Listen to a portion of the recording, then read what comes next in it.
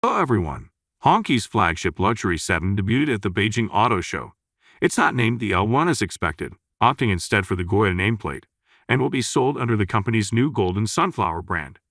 As recently leaked photos revealed, the exterior of the Guoya appears to take influence from Rolls-Royce, Bentley, and Cadillac. A massive chrome grille immediately catches the eye, and there is also a pronounced badge up front which looks like a knockoff version of the Spirit of Ecstasy. According to local media, the headlights of the new Guoya are so intricate they can display symbols on the road. Combined with the imposing front grille, the front end of the sedan looks quite regal, even though it's not entirely original. As you could have probably guessed, the Guoya is big. More specifically, it is 53 millimeters, 210.7 inches long, 1998 millimeters, 78.6 inches wide, and stands 11 millimeters, 59.4 inches tall with a massive 60 millimeters, 128-inch wheelbase. It was showcased in Beijing with a lovely two-tone red and champagne paint finish. There's plenty to like about the cabin of the latest Hongqi creation.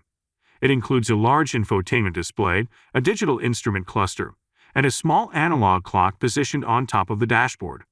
There is also a two-spoke steering wheel, lots of piano black trim, and a two-tone purple and white leather upholstery. Hongqi will sell the sedan in both 4 and 5-seat configurations, and key standard features include massaging seats, an advanced head-up display, and ambient lighting. Hongqi will offer the sedan with 2 hybrid powertrains.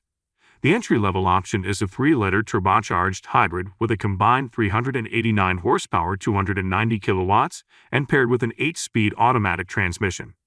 The second option is a 4-liter turbocharged V8 hybrid with 483 horsepower, 360 kilowatts, and the same transmission. Both use ternary lithium battery packs. All electric range details haven't been announced. Friends, I would like to hear your opinion about new Hongqi Guoya flagship, and I'll be waiting for it in the comments. Don't forget to like and subscribe to the channel not to miss the latest news from the world of automobiles. See you soon. Goodbye, everyone.